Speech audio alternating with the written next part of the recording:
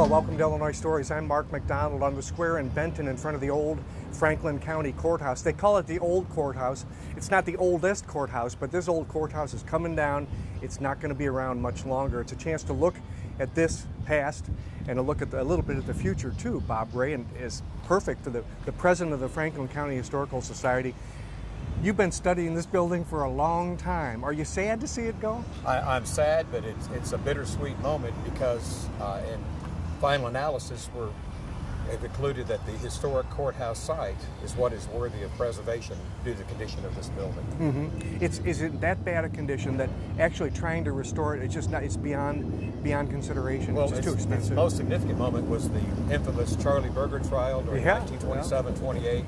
And in the early 70s, the courtroom was completely demolished, replaced. In fact, it was a single large ceiling, one-story courtroom, and now it's a two-story courtroom. So it just gives you an idea of how much had to be removed. And then, of course, on the exterior, the four corners were added. Well, when that was done, many of the walls were taken. It had a sloping kind of a pagoda roof at one time. That was removed. The corbels were replaced. Those are actually made of bipon, so they're more of a more modern material, and that was done probably 10 years ago. So what you're looking at, sadly, it's not usable space, and then you have to consider what is going to happen to this building. To do it properly, what would it take to stabilize it, and then to maintain it and to use it, and what would be the purpose of that? So in the final analysis, I think we're maybe ahead of a lot of counties making the same decision.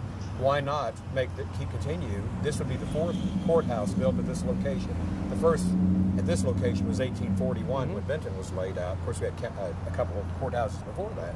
But why not make another 150-year decision and place a new facility echoing the architecture of the Italianate facade and create another historic building? But it is sad to see that go.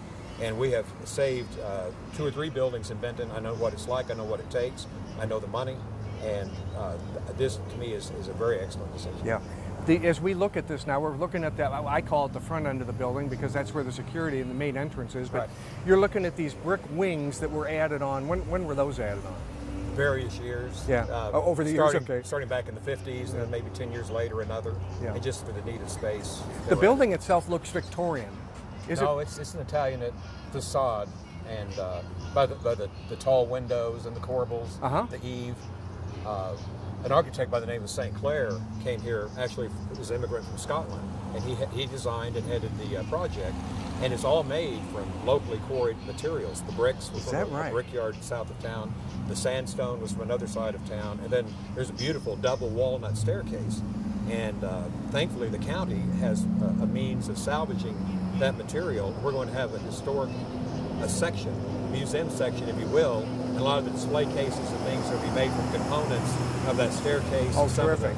Some of the interior. Later in this program, we will go inside, and that's one of the things we'll get to see. We're hopeful that we'll get to see the courthouse. If there isn't a actual court case going on, we'll get to see that. But the 80s, is this when this structure was originally built? 68. 1868. Yes. Okay. There were a lot, and you say this is the third one on this site. So everyone's been demolished and built up again. And so that's going to happen again this time, isn't it? Well, it started with a log cabin, a log structure, and then it burned. And I should say it's in the 1870s. Actually, it was built, not the 1860s. It was post-Civil War. But then a nicer brick building was built in 41, meaning in 45. Then that was demolished, and this courthouse was put back in its place. And so the new one would be number 4 in this position. Well, thank you. I think we're going to try to get inside and take a look. Okay. Thanks. Jim Muir, as circuit clerk, you know this building pretty well. You know the ups and downs, and you know the efficiencies and the inefficiencies of it. And it's been a challenge, hasn't it? It certainly is. And I've been circuit clerk only 3 years, but I worked as a reporter for a local newspaper here in town, plus at the Southern Illinois. And so part of my beat was to cover this courthouse and to cover criminal and other news out of Franklin County. So certainly I've been around this courthouse for many, many years. Yeah. We were talking to Bob Ray outside a moment ago, and he was talking about some of the historic significance of this. One of the things he mentioned was the grand walnut staircase that comes up to what would have been then the second floor, the top floor. It's no longer the top floor. There's a third floor now, but and this is what we're looking at here. This will all be saved. This staircase will be saved and used in the new building. Absolutely, and one of the things we talked about, and I think it was very important to people that voted on this, was that we wanted to try and incorporate some of the old into the new. And we've talked about the staircase. We talked about some of the bricks, maybe making a mezzanine type area with a flagpole and benches, and maybe use some of the old bricks from this courthouse to pave that with, just as a way of kind of carrying on tradition through. You know why that's a nice idea again is because, like Bob said, these stones, they were locally quarried. And to be able to carry that into new generations, even though you may not build with it, but to be able to have them, it's important. Absolutely. This has been a fixture on the Benton Public Square for 144 years. And people grew up in Benton, and this has been the center of Benton for many, many years, center of Franklin County for many, many years. And so people get used to seeing this here, and I think it's very important to carry that tradition on. Yeah. Now, we're kind of fortunate. We're here around noon, so the courtroom is empty. Let you and I go ahead and go in there, take a walk back to the courtroom, and see where the action goes on. There used to be, I guess, when in the early days, there was one courtroom, but now there's three smaller ones. Is that right? We have three courtrooms. The bigger courtroom is courtroom A, courtroom B a little bit smaller than A, but and then courtroom C a little bit smaller than A. Courtroom B, the smallest one we have. We also have what was once a county boardroom on the third floor that we sometimes use because we're so busy here. We sometimes have to use it as a courtroom because we need a fourth courtroom on some days. So very, very busy place, and our docket is heavy every day, it seems like, and so we certainly need more space. Yeah, and actually that was the effort, I guess. That was the point when you put in the floor that created a third story. That was the point, was to make another courtroom, I guess. You needed that. Absolutely. I mean, just as an example, our criminal docket, we checked it back from 2005, just in the past 14 years, has tripled. We had 220 felony cases in 2005 and had 680 last year. So we've tripled in the last 14 years. And I mean, that's not a good thing, but certainly it requires more room. Now, why do you suppose that is? Because the population hasn't exploded like that, has it? I think a lot of it, and it's a sad commentary, but I think a lot of it is the drugs. I think we see drugs in this region. Methamphetamine is a scourge on Franklin County, and we see it not only in criminal cases about manufacturing and purchasing and dealing meth. We see it in domestic violence cases involving meth, child abuse involving meth. So I think that's a whole lot of it. Yeah. We're going to take a look at some of the little nooks and crannies here. This is your big courtroom, and people would say, that's not very big. No, it's not. And I imagine there are times when you have this full.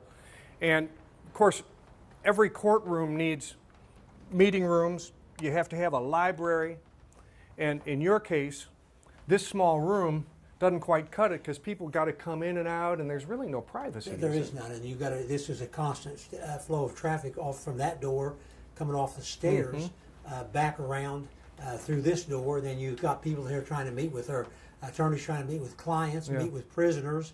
So it just creates a very difficult situation. Yeah, yeah. And if you look at this now, it's been revised so many times through the years that you're not really saving what appears to be a historic structure here. You're sort of preserving an inefficient, newer, remodeled structure. Absolutely, and I think Bob Race, he's the local historian, and he's a guy that I was really happy to have on board with this project. But he made, I think, the best statement when he said, this building's not the historic part. Yeah. The site is where the history comes in, because there's always been a courthouse in the middle of the square, and dating back way beyond even when this one was built in 1875. So I think that's the point that sometimes is missed in this. Yeah. And there still will be a courthouse. Absolutely. After you, sir. And we want to go into where the jury would meet. And this is another problem, because you're so cramped for space. that what you will have is a full jury in here. What, as many as 12 people, or we would 12 people? Actually, we would have 12 people. Plus, we might have the alternates with them, so you can have as many as 14 people in this room, and you can see the size of it.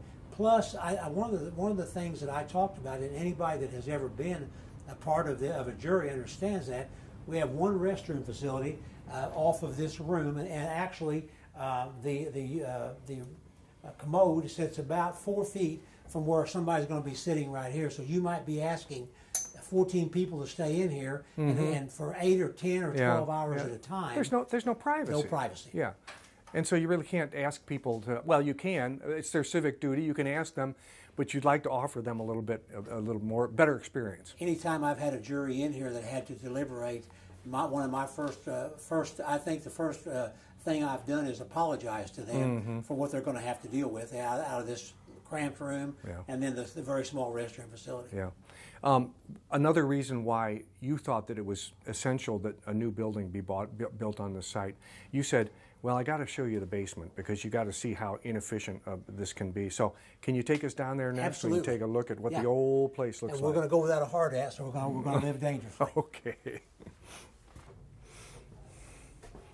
Well, Jim, this is we're not in the 21st century anymore, are we? We left that upstairs. Wow. Oh, man. This is the basement area of the old courthouse. And, one of the things we talked a lot about when we were talking about this, the referendum vote to voters was the condition. And you can see, I mean, just the bricks are really crumbling down here. This is just old mortar. That's what that is. And, it's granular. It's just an old facility that has outlived its usefulness. I've said often, Mark, we're trying to run a 21st century court system in a 19th century building. Yeah. That's pretty much in a nutshell. Yeah, and there's you can't perform miracles. You can only do what you can do. I know when you were looking at doing your homework on this, Jim, you found out that now you have to build, if you're going to restore this, you have to bring it up to a code that makes it earthquake proof, which is one of the things I learned from the architect was that if the old building would have been renovated, that you have to gut it all the way down from top to bottom, all 3 floors, and all of the outside walls have to be reinforced with vertical beams. And the architect made the comment, said that literally would cost more money to gut the inside of the building, put the beams in, then try and build it back, deal with the asbestos that clearly probably is in this building. It would cost more to renovate it than it would be to tear it down and build a new one. And of course, you need a new boiler. And this thing's probably decades old anyway. We're figuring about 50 years old, 40 to 50 years old on the old boiler. We had a gas smell in the courthouse just a few weeks ago, and came down here and they found a leak down here, and we thought, well, we're going to be out of here in a couple months. So they just shut the gas off to the building. So right now the projection is to be out of here in November. Yeah. We're hoping October's not a cold month. Exactly, exactly. Now there's another issue here, because now ever since 2001, of course, every public building has to be absolutely secure. And so what you end up with now is you end up with this problem of making sure that everybody goes in and out is okay to go in and out, but it's especially bad in the courthouse because you've got all of the prisoners and all of the witnesses and everybody sort of commingling in an area. It can be kind of problematic, can't it? Oh my goodness! That's one of the first things that I noticed when I was elected as circuit clerk. Everybody enters the building through the south door. That's prisoners. That's people that are accused of murder. That's people that are the family of the victim that was murdered. That's the family of the accused murderer. Everybody is trying to move in through that door, and then you're trying to get to the elevator to the left or the stairs to the left, and it's just a disaster waiting to happen is what it is. And with this new facility, there'll be a sally port on the east side of the new courthouse, where the law enforcement can literally drive into the building, raise the garage door, drive into the building, garage door comes down, holding cells there, elevators there where they take them to the second or third floor into a secured area, and the public will never see the prisoners after once they get in the building. They'll never see them when they walk in the courtroom, which is unbelievable compared to what we deal with now. Yeah, it's cramped in a lot of ways. I mean, your office, for instance, you've got 9 people working in tiny little cellular office building or spaces. You've got a lunchroom that's in an old vault. You know, I mean, so you really are, you need room. And there's no question the morale in my office is sky high right now because they're so tired of dealing with being on top of each other, and you can't walk down a hallway because it's so narrow. You have somebody has to step out of the way, and we're very, very busy. I mean, we do, you know, there's probably more than 10,000 different types of cases come through there a year. So I mean, it's a busy, busy place, and I can't say enough about how well my group does. Considering the conditions that they're cramped into. Randall Crocker, this courtroom didn't look anything like this back in the day in the 1920s, but that's when probably the most famous criminal case was in Franklin County was ever heard. Well, I'm sure it was. It was back in about 1926 when they tried and convicted a local gangster, Charlie Berger, for the murder of the West City mayor, and they ultimately hung him here in the county. It was the last public hanging in the state of Illinois. What was the Berger gang all about? Bootlegging and gambling, and it was kind of all over the southern Illinois. It wasn't just in Franklin County. I think he didn't live in Franklin County himself. I think he probably lived in Harrisburg, Sling County, and he had a gang, and you know, there's pictures of this gang sitting on their old cars with their machine guns, and they had a little hideout in Williamson County. They called it the Shady Rest, and that's kind of where their home court was. That supposedly was the first aerial bombing ever, when another gang got in an airplane and dropped a bomb on the Shady Rest. Wow, they were that's serious. It was. Yeah. They had another group of gangsters just north of here. They called it the Shelton Gang, and they was always feuding and fighting over territory, I guess. Yeah. And for some reason, I don't really know exactly why, but the mayor at West City at the time, is Joe Adams, I believe was his name, did something that upset Charlie. He hired a couple young brothers, Thomasons from the Fairfield area, to come here and just knocked on his front door, I understand, and shot him. Wow. And so he was tried and convicted in this courthouse. In this courthouse. The courthouse has made some major changes since that day. That courtroom does not really exist as it did then. But anyway, that's, I guess, quite a deal at the time. It would have been. Plus, not only did they convict him in this courthouse, they hanged him, what, 2 blocks from here? About 2 blocks west here at the was the county jail at the time, and they supposedly built a gallows, and they hired a professional hangman or whatever his title was, and he came to the county that day and prepared to, you know, they built the gallows and got everything prepared. He's the one that actually did the hanging for the county at the time, the sheriff at the time. So. Well, I'll tell you what I'd like to do next is, now we've talked about the history of this place, this old building. Sure. Let's go see what the future holds. Okay, all right, great. Wow, this is a big improvement. This is our vision for the future for Franklin County, for the entire county. And I would like to point out a few things about this design, and hopefully the ultimate product, you know, simulates this as much as possible. But it has some same characteristics as the existing building does. And it's got the coin corners. It has the corbels on the roof. It's got the mansard roof. You know, some arch windows like the current building has. And we're trying to incorporate as much as the old into the new as we can. What are we talking about square footage here? Well, hopefully we'd be somewhere between 40,000 and 48,000. That's on 4 floors, though, so 10 to 12,000 per floor. With the 4 floors, you're including the basement. The basement, yes. And the basement's going to be usable space. It's not going to be like a basement that we think of as a basement. No, it'll be a very dry basement that could be used for anything. In fact, you have prospective plans for it, as we're going to see at the end of our line of easels here, but the basement could be used for all kinds of things. Exactly. Yeah, okay.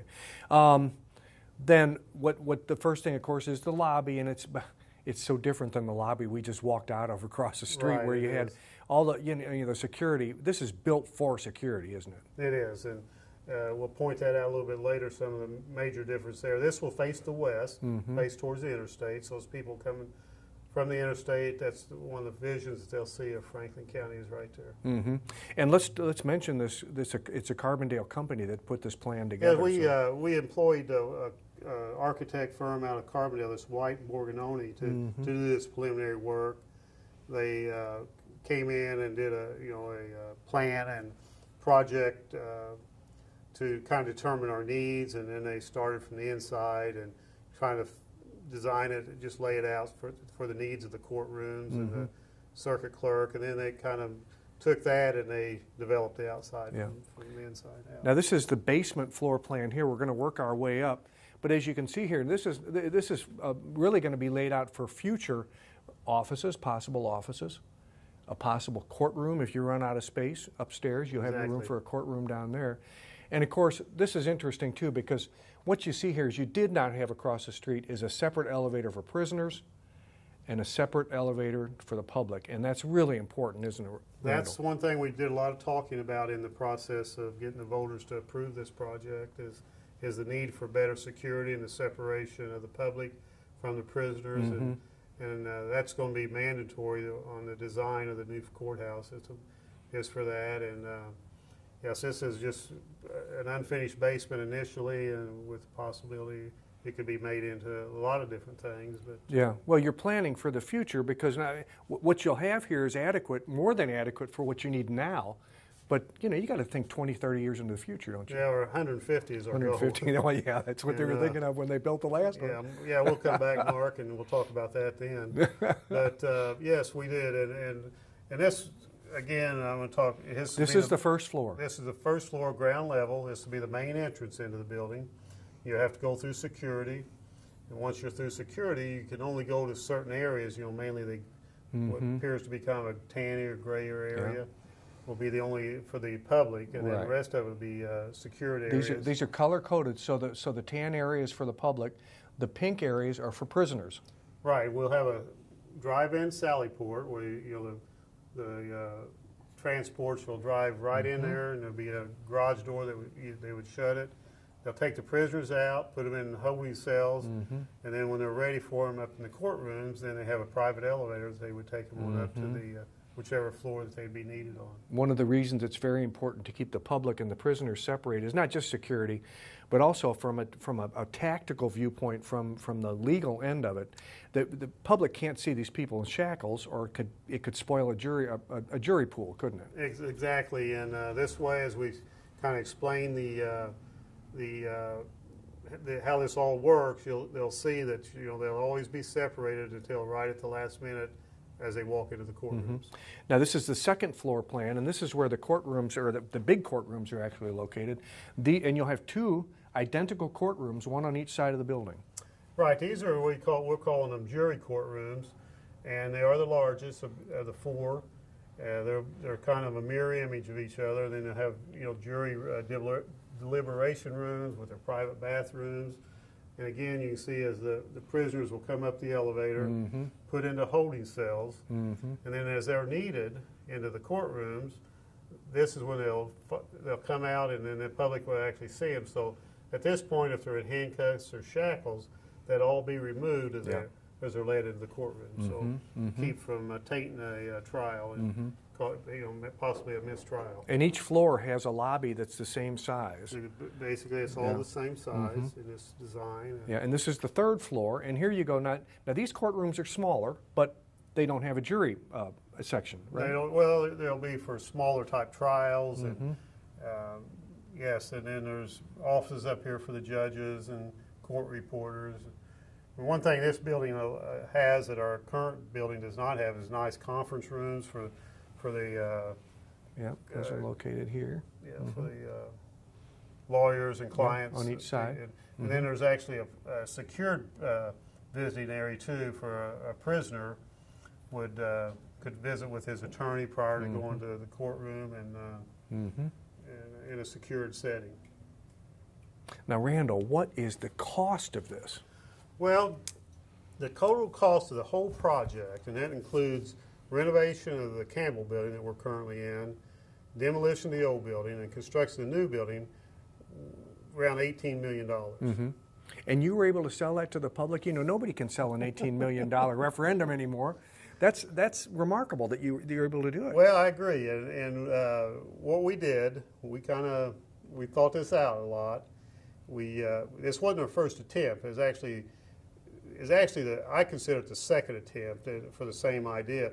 The first attempt that we made was to actually move it off-site, move the new courthouse off-site. It failed miserably. So I rethought all that. You know, we waited 2 years, rethought it a lot, and I came up with the idea of tearing the old one down and building it right back in the same spot. Because that's one of the things I heard 2 years ago. People felt like that was the center of the area, you know, center of the county, and moving it off-site just destroyed that image. And so that's the plan. And of course, we hired White and Borgononi, and I think it was a big difference too. And really, people now can start to visualize this thing. And we sold the idea of this. It's a 1% sales tax. And the other good thing about a sales tax is you know, you tell me you're from Springfield. When you come to Franklin County, you go out to lunch before you go back. You're helping us pay for this new courthouse.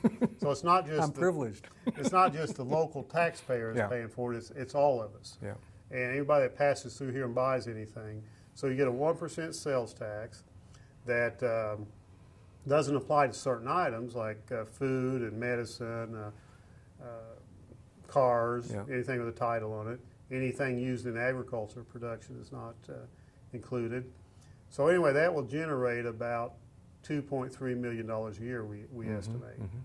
And we got pretty hard numbers on that and feel like that's a real good estimate. So anyway, we'll take that 2.3 and we'll pay off the bonds that we'll be issuing, and hopefully it'll pay off in, we hope, about 12 years. Yeah. The referendum, this was a big important point too, is on the referendum, and it's actually on the ballot, that we can only do this for 15 years. And the money can only be spent for the courthouse and the renovation of the Campbell Building. So I think all that together helps sell the whole idea. Thank you, sir. All right, thank you for coming. The first order of business will be to renovate the Campbell Building, which is right across the street from the old courthouse. There's about 10,000 square feet available here for the county employees to move into, while the old courthouse begins being demolished around November of this year. With another Illinois story in Benton, I'm Mark McDonald. Thanks for watching.